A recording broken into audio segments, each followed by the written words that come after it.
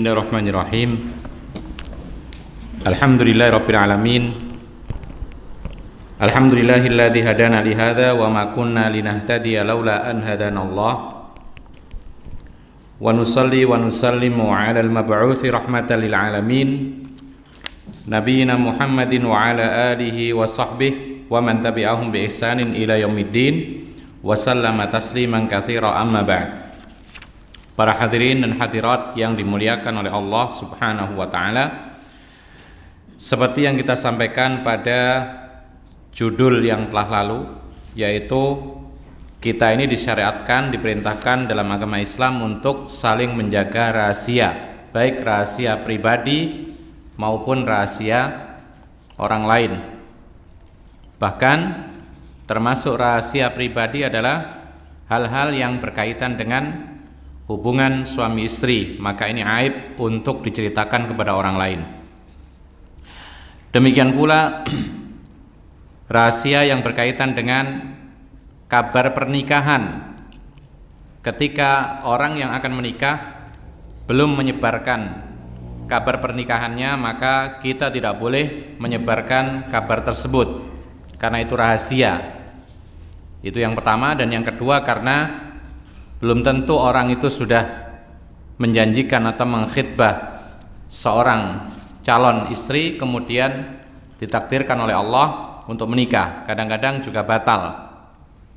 Kemudian juga ikhwan fillah azakumullah, rahasia itu sudah tidak menjadi rahasia lagi apabila sang pemilik rahasia ini telah menyebarkan dirinya sendiri. Seperti ketika seorang itu akan menikah dan dia tidak menceritakan kepada siapapun, berarti itu rahasia. Lalu ketika dia menikah, maka berarti dia telah membolehkan orang lain untuk menceritakan kabar rahasia itu. Karena menikah itu memang disyariatkan untuk diberitahukan kepada orang lain. Rasulullah mengatakan a'linu bin nikah, umumkanlah kabar pernikahan. Dan ini sebagai catatan bagi sebagian di antara kita yang memilih nikah sirri daripada nikah alan. Karena nikah sirri ini artinya nikah yang tidak diramaikan atau pernikahan yang tidak dicatat dalam catatan kantor urusan agama.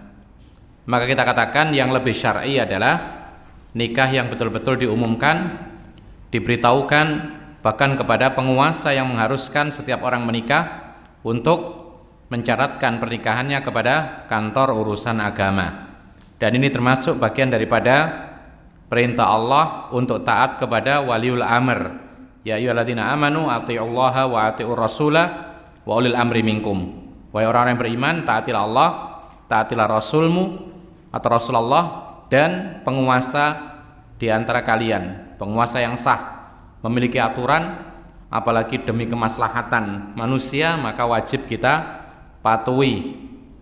Oleh karena itu, jika di antara kita yang sampai saat ini merasa belum mengurus yaitu surat nikahnya, maka dia punya kewajiban untuk mengurusnya sebagai bentuk ketaatan kepada penguasa. Bukan sekedar sunnah, bukan sekedar boleh-boleh saja, tetapi wajib karena Allah memerintahkan dan hukum asal perintah adalah wajib.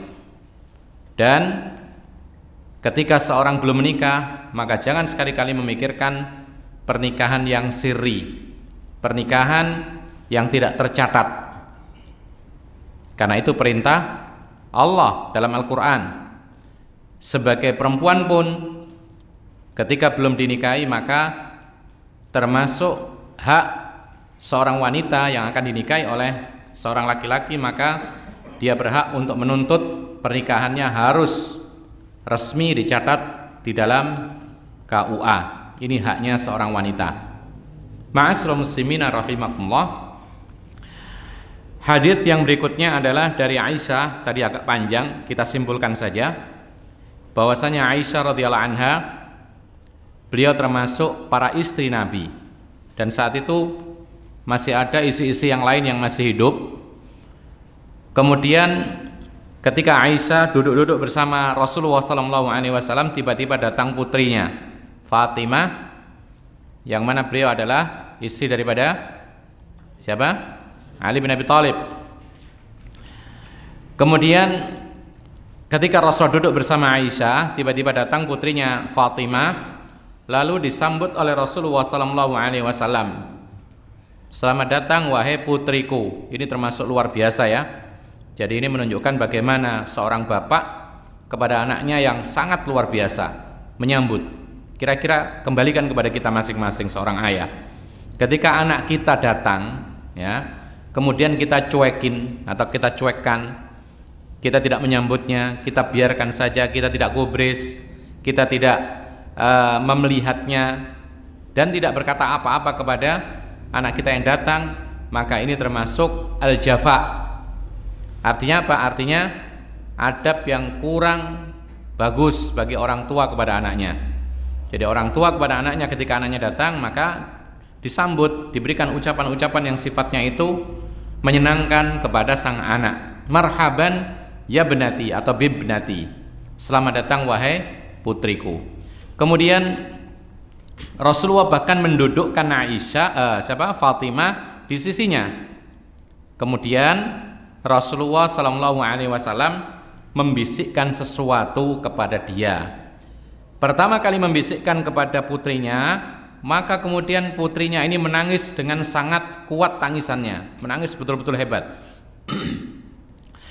Kemudian tatkala Rasul melihat tangisan tersebut, maka Rasul membisiki yang kedua. Kemudian si putrinya ini tertawa atau tersenyum. Maka kemudian Aisyah radhiyallahu anha bertanya. Jadi setelah terjadi kemudian mungkin Rasulullah pergi, maka Aisyah bertanya kepada Fatimah, apa yang dibisikkan kepadamu wahai Fatimah? Jadi Aisyah merasa bahwa dirinya adalah orang dekatnya Rasulullah, masa sih nggak tahu apa yang dibisikkan kepada putrinya. Maka ternyata sang Fatimah putri Nabi SAW mengatakan, sekali-kali aku tidak akan menceritakan rahasia yang dirahasiakan oleh Nabi untuk aku selama-lamanya. Ya. Kemudian lama berjalan dan subhanallah Fatimah ini menjaga rahasia sangat-sangat kuat. Tidak dijelaskan di sini berapa lama, bisa bertahun-tahun. Karena saat itu ketika Rasulullah menceritakan atau menyampaikan rahasia ini, saat itu masih sehat. Ya, masih sehat walafiat. Kemudian sampai meninggal dunia, baru kemudian Fatimah ditanya lagi oleh Aisyah radhiyallahu anha. Dan Aisyah pun juga seorang yang luar biasa kuat menahan keinginan untuk mengetahui rahasia. Jadi Aisyah ketika bertanya kepada Fatimah, apa tadi yang dirahasiakan, dibisikkan kepadamu wahai Fatimah? Fatimah mengatakan rahasia. Karena Rasul merahasiakan, saya tidak akan cerita. Kemudian kalau orang itu tidak sabar, dia besok akan tanya lagi, besok lusa tanya lagi, sepekan tanya lagi. Sekiranya Fatimah ini mungkin agak lalai, ditanya lagi supaya keceplosan, kan gitu biasanya. Kita ini biasanya mengorek-ngorek rahasia orang, atau orang bilang kepo, kan gitu. Tapi Aisyah subhanallah selama demikian lamanya, mungkin bertahun-tahun, dia tidak tanya lagi. Baru ketika Rasulullah SAW meninggal dunia, tanya lagi, wahai Fatimah, apa yang dulu itu ketika kau dibisiki Rasulullah lalu menangis, dibisiki lagi lalu engkau tersenyum atau tertawa? Maka Fatimah mengatakan, dulu aku rahasiakan tapi sekarang tidak lagi, tidak apa-apa. Ternyata bisikan yang pertama adalah bahwa Nabi membisikkan aku tentang malaikat Jibril yang memaparkan Al-Quran kepada aku setiap tahunnya sekali.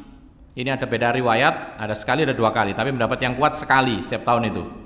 Jadi Rasulullah membaca Al-Quran dikoreksi oleh malaikat Jibril setiap tahun sekali, habis 30 juz. Setiap tahun sekali.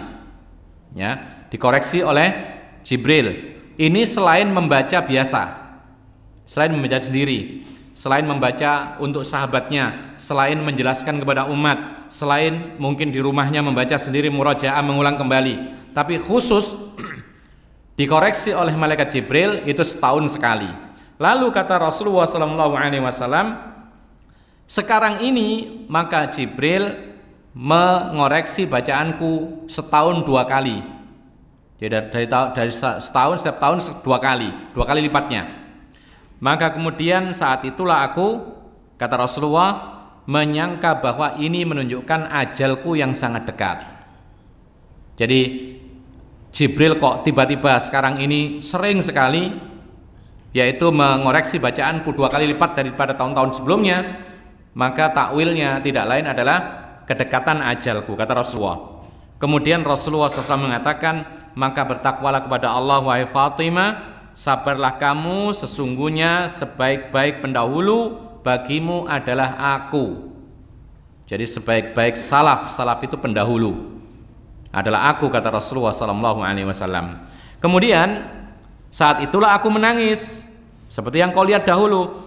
Lalu Rasulullah membisikkan aku yang kedua. Apa isinya bisikan yang kedua?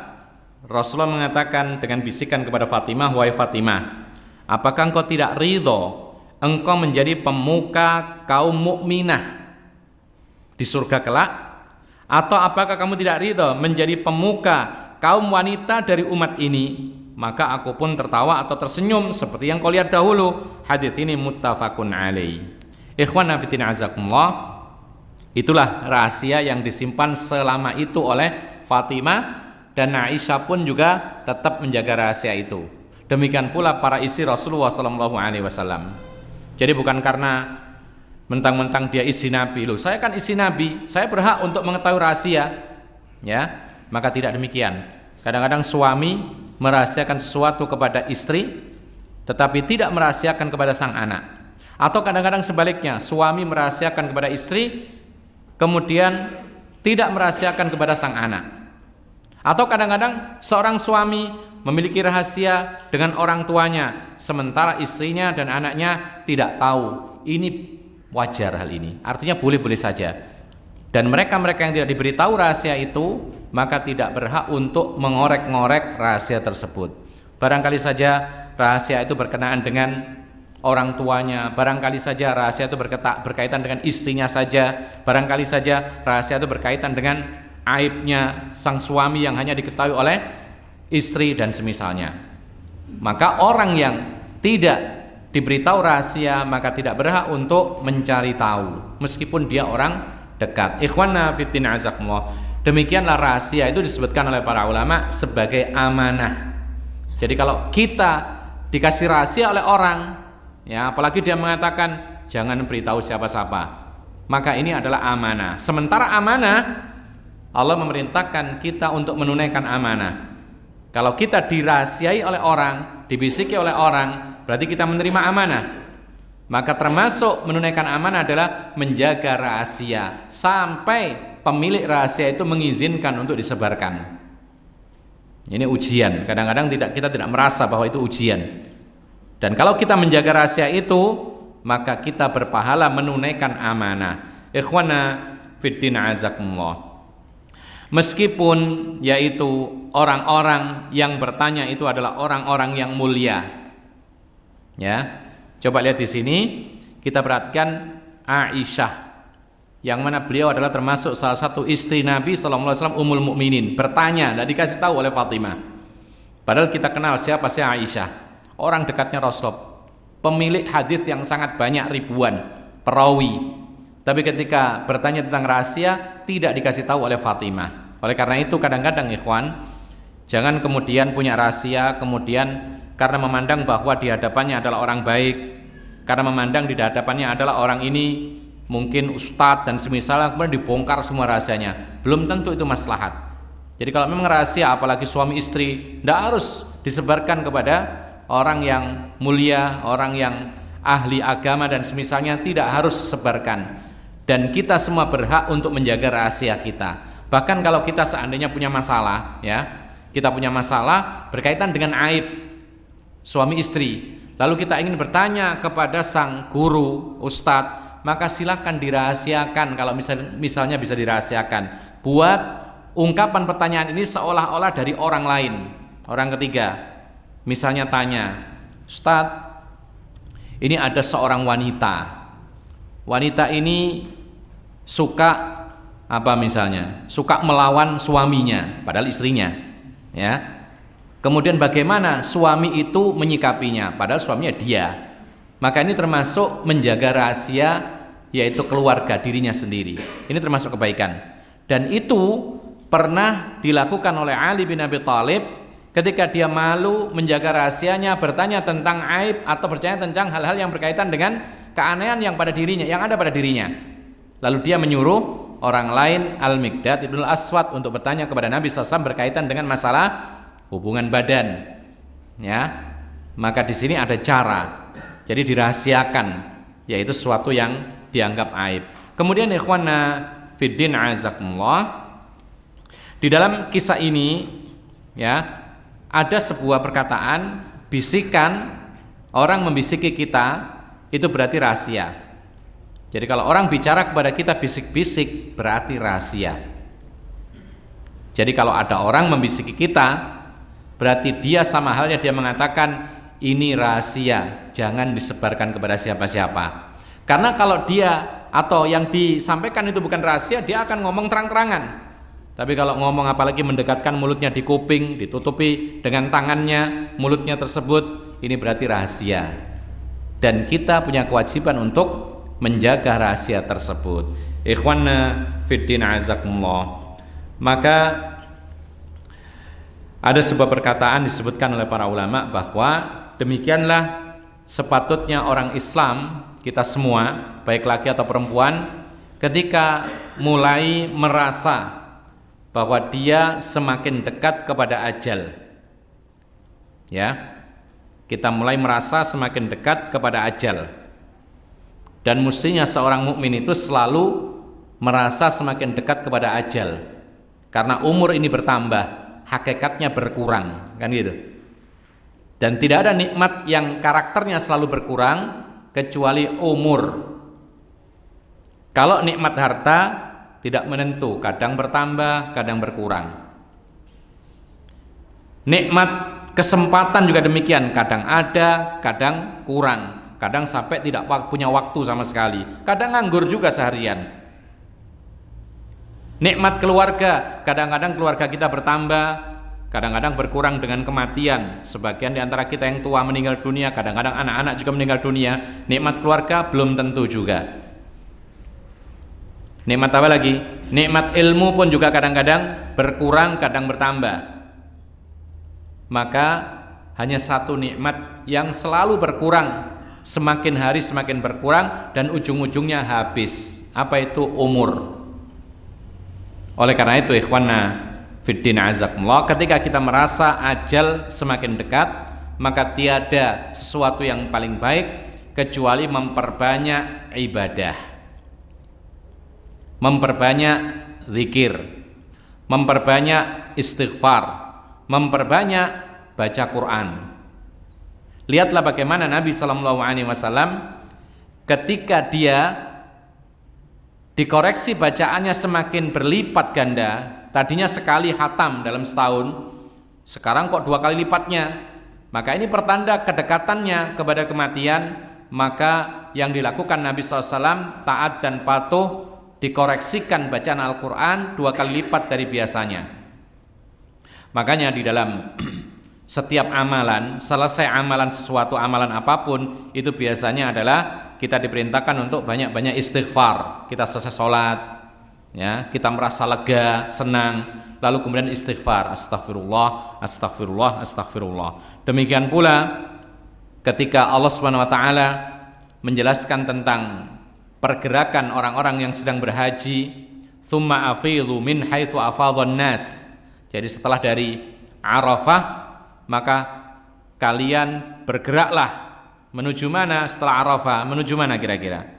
Setelah Arafah kemana? Ke Madinah? Bukan. Setelah Arafah itu mabit menginap di Muzdalifah. Maka bergeraklah kalian menuju Muzdalifah sebagaimana manusia sedang bergerak. Jadi semuanya bergerak menuju Muzdalifah untuk menginap di sana. Lalu Allah mengatakan wastaghfirullah, dan sembari beristighfarlah kepada Allah Subhanahu wa taala. Jadi selesai melaksanakan salah satu rukun yang paling penting haji, ya, selesai, maka kita diperintahkan banyak-banyak istighfar. Kenapa demikian? Karena tidak ada yang bisa menjamin bahwa ibadah kita ini sempurna atau diterima oleh Allah kecuali Allah. Dan kita beristighfar bukan berarti setelah melaksanakan dosa besar. Belum tentu. Orang istighfar itu belum tentu melaksanakan dosa besar. Bukankah Nabi SAW sehari paling tidak 100 kali istighfar? Maka untuk apa demikian? Untuk menyempurnakan kekurangan-kekurangan ibadah jika ada kekurangan. Kalau tidak, maka itu murni peribadatan kepada Allah. Mengingat Allah itu caranya banyak. Ada istighfar, ada tasbih, ada takbir, dan lain sebagainya. Ma'asyiral muslimin rahimakumullah. Oleh karena itu juga Nabi SAW ketika turun surat An-Nasr, apa awalnya?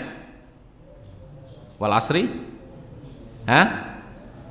Idza jaa nasrullahi wal fath wa ra'aitan nasa yadkhuluna fi dinillahi afwaja fasabbih bihamdi rabbika wastaghfirhu innahu kana tawwaba.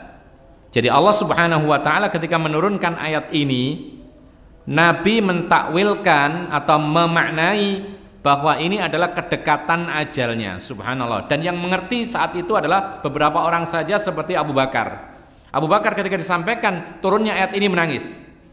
Karena dia merasa bahwasanya ini sudah sampai tujuannya Nabi diutus ke dunia untuk menyampaikan Islam, lalu berbondong-bondong manusia masuk Islam setelah penaklukan kota Makkah. Maka ketika dibacakan ayat ini Abu Bakar menangis. Maka kemudian Nabi SAW mengatakan bahwasanya ini adalah kedekatan ajalku. Allah memerintahkan setelah sempurna tugasnya untuk banyak-banyak fasabbih bihamdi rabbika wastaghfir. Banyak-banyaklah bertasbih dan istighfar kepada Allah Subhanahu wa taala. Jadi semakin dekat ajal, semakin giat beribadah. Itu karakter orang yang beriman. Jadi semakin dekat ajal berarti semakin tambah umur. Maka semakin dekat kepada Allah Subhanahu wa taala. Karakternya orang beriman demikian. Kemudian ma'asyiral muslimin rahimakumullah, disebutkan oleh para ulama juga bahwa kisah ini menunjukkan keutamaan Fatimah sekaligus Aisyah. Kita sebutkan tadi Fatimah yang dibahas di sini yang menyimpan rahasia, namun dibalik itu juga ada keutamaan Aisyah. Yang pertama, Fatimah memiliki keutamaan sabar, kuat menjaga rahasia. Aisyah dalam hadis ini memiliki keutamaan tidak, bahasa kita tidak kepo, ya, tidak ngorek-ngorek rahasia orang, meskipun itu adalah anak orang-orang dekatnya sendiri. Meskipun dia dekat dengan orang yang memberikan rahasia kepada salah satu putrinya sendiri, Rasulullah. Tapi keutamaan Aisyah di sini disebutkan bahwa beliau pun juga sabar, menahan diri, tidak ingin mengetahui rahasia orang lain, meskipun dia termasuk kerabatnya sendiri. Ikhwan fillah azakumullah. Ada fadilah yang lain, keutamaan yang lain disebutkan dalam hadis ini adalah keutamaan Fatimah putri Rasulullah SAW. Banyak sekali diantaranya adalah kemiripan Fatimah dengan Rasulullah dalam hal perangainya. Sampai tidak hanya akhlak, fisiknya juga ada kemiripan, ya. Bahkan cara berjalannya pun juga mirip. Makanya disebutkan tadi, ma tukhti'u misyatuha min misyati Rasulillah syai'an. Ya. Tidak ada yang beda. Di sini tidak ada yang salah. Maksudnya tidak ada yang beda cara berjalannya Fatimah dengan berjalannya Rasulullah sedikit pun, sama persis. Kadang-kadang begitu, anak itu kadang-kadang mirip sekali dengan orang tuanya cara berjalannya meskipun lawan jenis. Jadi anak perempuan mirip dengan bapaknya cara berjalannya. Ada lagi anak perempuan mirip dengan ibunya. Ada lagi anak perempuan, ada anak laki-laki mirip ibunya cara berjalannya. Ada lagi anak perempuan mirip dengan bapaknya. Tapi ingat, kadang-kadang tidak mirip sama sekali. Bahkan disebutkan dalam sebuah hadis, Ada seorang anak tidak mirip bapak dan ibunya sampai dalam hal warna kulit.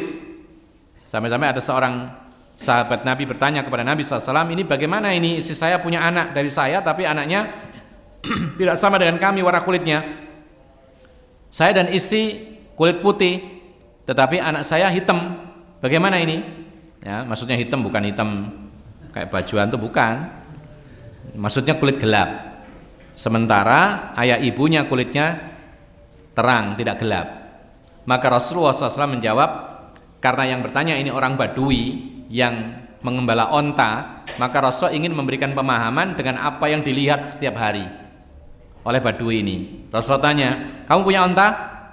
Kata dia, iya, banyak ontanya. Apa warnanya? Ya warnanya apa? Warnanya adalah merah. Merah-merah, maksudnya banyak merah, dominannya merah. Lalu Rasul mengatakan, apakah yang di onta-ontamu itu ada yang warna abu-abu? Iya wahai Rasulullah, ada beberapa yang abu-abu. Kata Rasulullah, begitulah.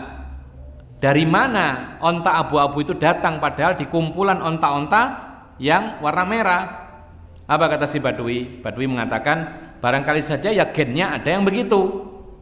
Jadi lebih kuat gen yang abu-abu, sementara yang dominan bapak ibunya semua merah. Maka Rasulullah mengatakan, anakmu ya seperti itu. Bisa jadi dia ini ditarik gen yang warnanya gelap. Ya, jadi antum-antum yang putih-putih sekarang ini, orang tua antum, kakek nenek antum belum tentu putih. Ya, sudah nggak usah jauh-jauh saja. Kita ini anak cucu Adam, betul ya? Adam bagaimana warna kulitnya? Disebutkan dalam hadis-hadis asmar. Asmar itu cenderung gelap. Ya, sementara di antara anak cucunya sedunia ini semuanya anak cucu Nabi Adam. Ada yang putih, ada yang hitam, ada yang sangat putih sekali. Ya, ada yang hitam, ada yang sangat hitam sama sekali. Kan ada seperti itu. Padahal asalnya satu. Jadi ini adalah memang kuasa Allah Subhanahu Wa Taala. Tidak perlu dipermasalahkan. Kemudian ikhwan adalah kisah tadi. Kemudian seorang Badui langsung paham, terdiam, tidak ada masalah setelah itu. Karena Rasul memberikan pengertian dengan apa yang dipahami oleh seorang Badui. Karena Badui ya ngembala onta, maka dijelaskan dengan onta. Dan ini menunjukkan kepada kita seorang pendidik itu ngasih pemahaman kepada orang itu dilihat kadar pemahamannya itu bagaimana gitu loh. Jadi kalau misalkan yang bertanya itu orang yang bukan orang pendidikan, ya pendidikannya rendah, mungkin tidak lulus SD misalnya, tanya, lalu jawab dengan bahasa yang mudah. Jangan pakai bahasa-bahasa yang tinggi-tinggi, ya. Sementara kalau orang itu pendidikannya tinggi, tanya, boleh pakai bahasa yang tinggi-tinggi, Inggris-Inggrisan sedikit boleh, ya. Atau ke-Arab-Araban bahasanya, boleh, tidak ada masalah. Tapi kalau orang tidak ngerti, dijelaskan, maka kadang-kadang itu menjadi fitnah. Dia tidak paham akhirnya, ya. Jadi ikhwan fillah azakumullah, Fatimah adalah orang yang mulia. Namun ketika disebutkan Fatimah ini menjadi pemukanya kaum wanita mukminah di surga, bukan berarti kemudian menghilangkan keutamaan wanita-wanita yang lain. Artinya Fatimah ini adalah salah satu dari wanita-wanita yang menjadi pemuka di surga. Ini maksudnya, bukan berarti kemudian mengalahkan semuanya sehingga yang lain ada di bawahnya Fatimah. Sebagaimana Rasulullah SAW mengatakan dalam sebuah hadis yang dikeluarkan oleh Imam Bukhari dan Muslim, kamula minar rijali kathir walam yakmul minan nisa'i ghairu Maryam wa Asiyah wa inna fadla Aisyah ta'ala nisa'i ka fadli ats-tsaridi ala sa'id ta'am. Ini menunjukkan bahwasanya tidak ada kontradiksi ya. Meskipun Nabi menyebutkan keutamaan Fatimah yang luar biasa, pemuka, penduduk surga dari kalangan wanita. Jadi di surga itu ada pemuka-pemukanya juga. Nah, pemukanya penduduk surga itu adalah orang-orang yang apa? Yang miskin atau yang kaya? Pemuka-pemuka ahli surga itu adalah orang-orang yang yang miskin atau yang kaya? Yang bertakwa. Bagus. Inna akramakum indallahi atqakum. Yang bertakwa, tidak pandang kadang-kadang dia kaya, dengan kekayaannya dia diinfakkan di jalan Allah, menjadi pemuka ahli surga.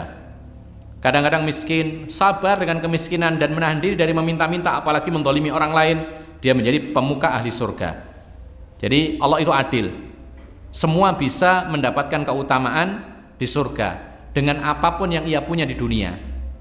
Makanya benar apa kata Rasulullah SAW, orang mukmin itu semuanya akibatnya baik kalau ngerti, ya, dengan imannya. Ketika mendapatkan sesuatu yang menyenangkan, dia menyukurinya, maka kebaikan yang dia dapatkan. Tapi ketika dia diuji dengan sesuatu yang menyedihkan, menyusahkan, dia sabar, maka dia mendapat pahala sabar, dan itu kebaikan.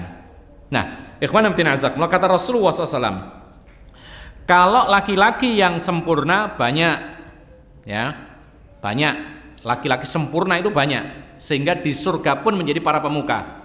Siapa contohnya? Ya semua nabi dan rasul orang sempurna, ya kan?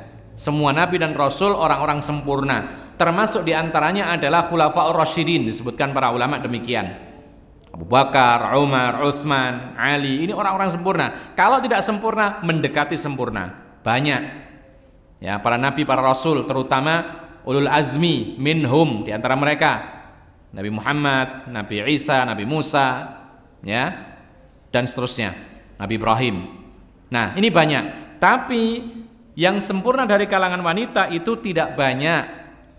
Hanya ada beberapa saja disebutkan. Satu, Maryam, yaitu bintu siapa?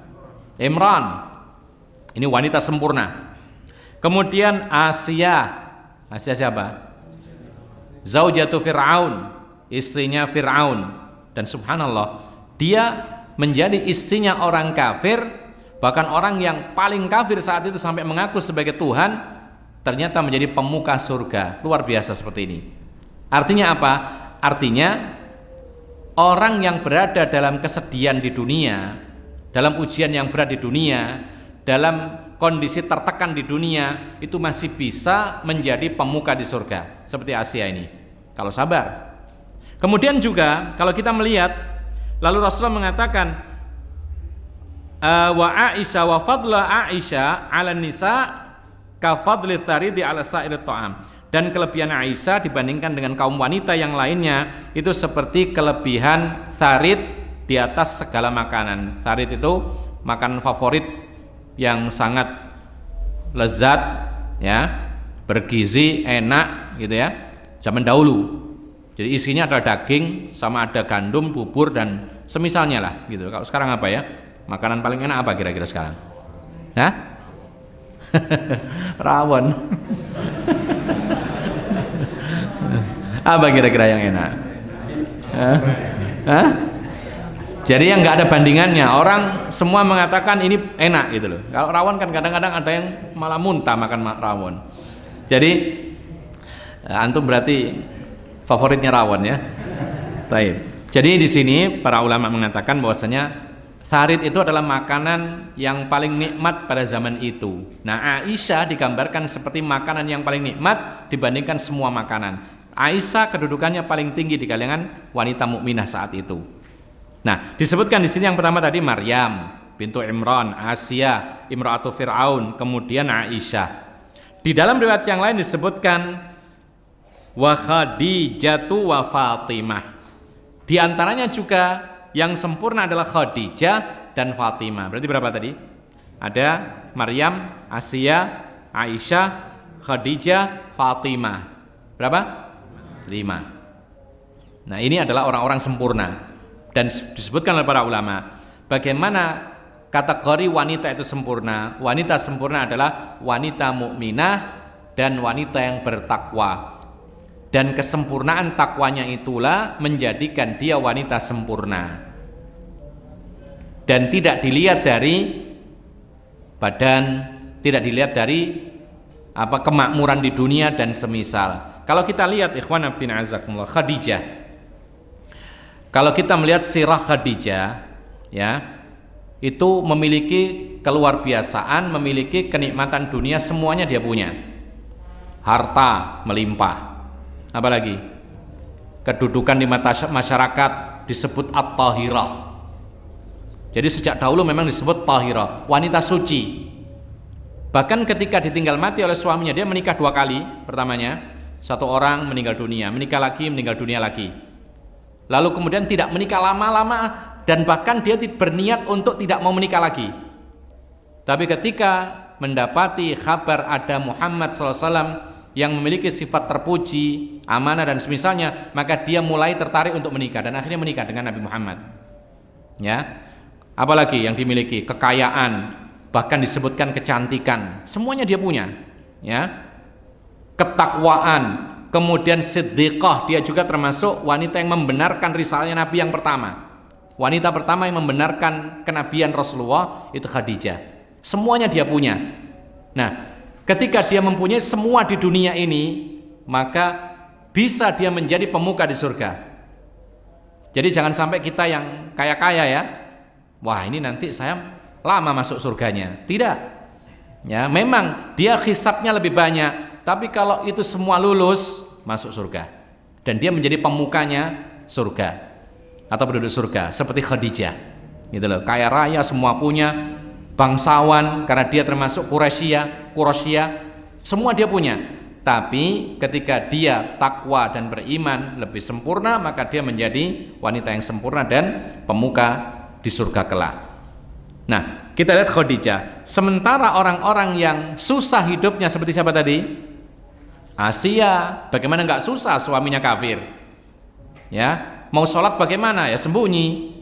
Ya kan? Mungkin juga disiksa oleh suaminya, tapi dia sabar. Dan dengan kesabaran yang luar biasa, ketakwaan yang tinggi, iman yang sempurna, maka dia menjadi wanita sempurna dan dia bisa menjadi pemuka di surga. Makanya jangan sampai kita ini merasa minder. Dengan kondisi apapun kita ini, mungkin di dunia, di mata masyarakat dianggap sepele, tidak punya kedudukan, ya, tidak dikenal orang keluarga besar, tidak dikenal kabilahnya, tidak menjadi apa-apa di mata masyarakat, kita masih bisa menjadi pemuka di surga kelak. Apa asalkan kita punya iman yang sempurna dan takwa yang semakin sempurna. Oleh karena itu Nabi mengatakan innallaha la yanzuru ila amwalikum wala ila ajsamikum, dalam riwayat yang lain ila ajsamikum, walakin yanzuru ila qulubikum wa amalikum. Allah itu tidak melihat kalian dari wajah-wajah kalian, tidak melihat juga bentuk tubuh kalian. Ya, ada orang pendek sekali, ada orang tinggi sekali, tidak ada gunanya di sisi Allah. Ya, tidak akan menambah ketakwaan, tidak akan mengurangi kemuliaan dia di surga kelak. Ada orang kurus sekali, ada orang gemuk sekali, tidak ada masalah. Yang penting bertakwa. Makanya kita kemarin katakan tidak usah takut gemuk. Ya, jadi gemuk itu tidak mengantarkan kepada neraka dan tidak mengantarkan kepada surga. Tapi yang mengantarkan kepada surga dan neraka itu adalah iman dan amal. Jadi ikhwan fillah azakumullah, dan orang itu posturnya bagaimanapun, bagus tidak bagus, ini tidak berpengaruh di akhirat kelak dan tidak mempengaruhi kecintaan Allah kepada dia. Sementara orang berbangga-bangga dengan bentuk tubuh. Ya. Ada orang cita-citanya membesarkan bisepnya.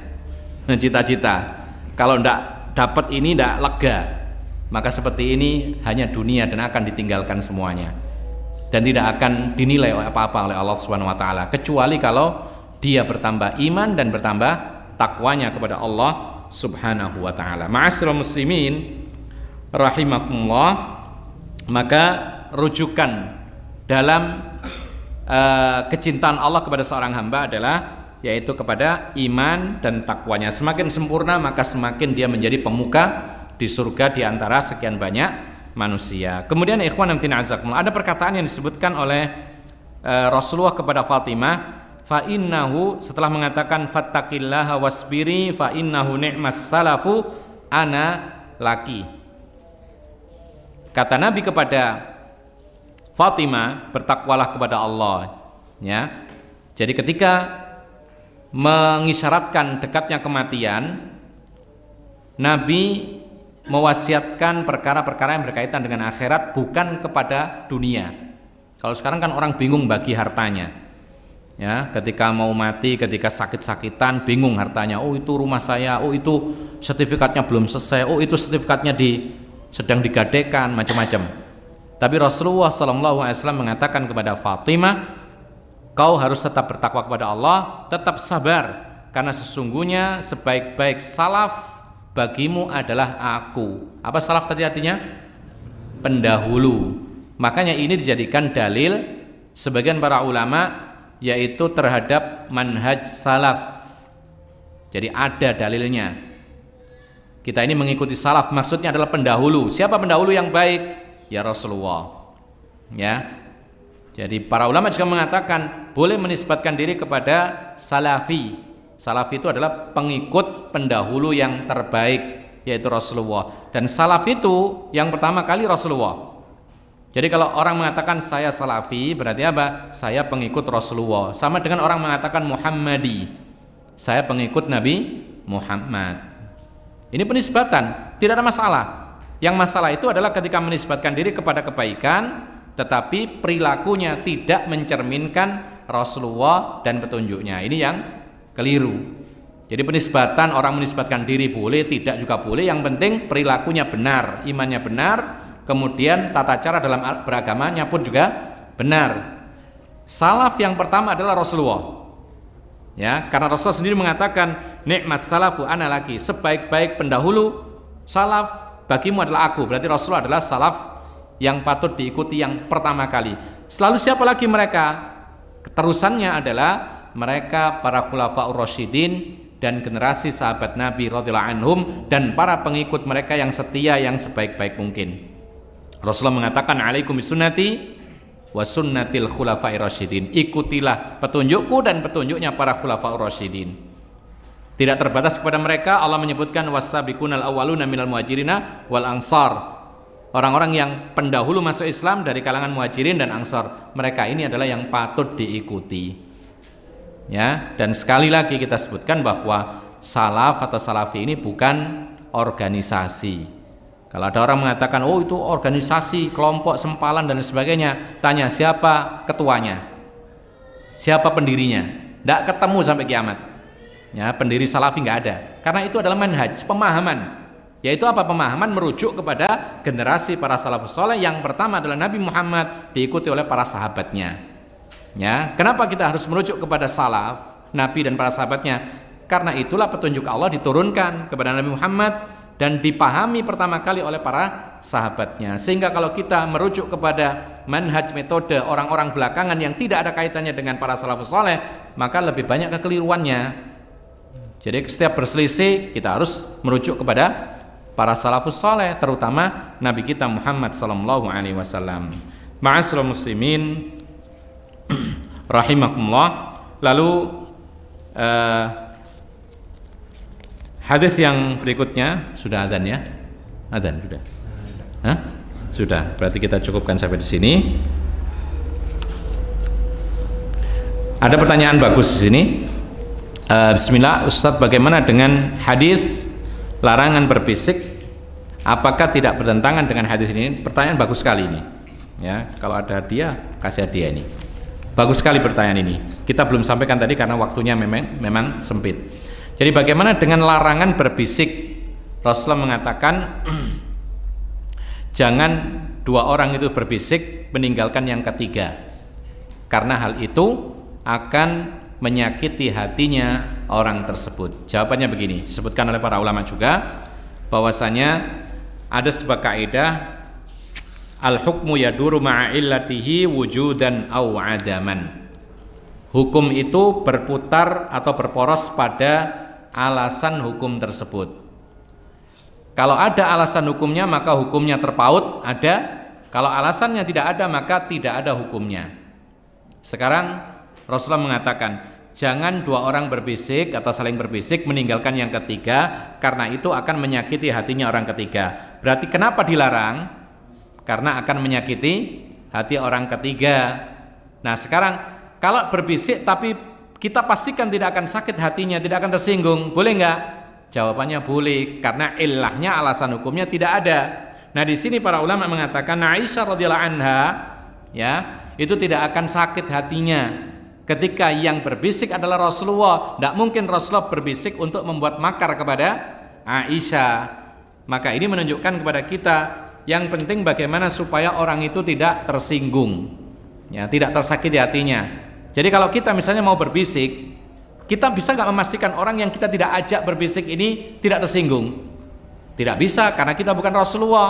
Dia kadang-kadang curiga kepada kita, maka untuk menghindari dia salah paham dan tidak sakit hati, kita minta izin. Afwan, maaf, saya ada keperluan pribadi, privasi sama dia ini. Maaf ya, saya ngomong agak rahasia. Silahkan demikian. Minta izin. Ya, kalau tidak minta izin lalu berbisik, kena larangan Rasulullah SAW. Tapi kalau Rasulullah, orang tidak akan merasa tersakiti, apalagi istrinya sendiri. Ya, tidak akan tersakiti, maka ini dibolehkan. Jadi intinya adalah hukum itu berporos pada alasan hukumnya. Ketika alasan hukumnya ada, maka hukumnya terpaut. Kalau tidak ada alasan hukumnya, maka hukumnya pun juga tidak berlaku. Allahu a'lam. Ini yang bisa kita sampaikan, mudah-mudahan bermanfaat. Wa akhiru da'wana alhamdulillahirabbil alamin. Wa sallallahu ala nabiyyina Muhammadin wa ala alihi wa sahbihi ajma'in. Subhanakallahumma bihamdika asyhadu an la ilaha illa anta astaghfiruka wa atubu ilaik. Assalamualaikum warahmatullahi wabarakatuh.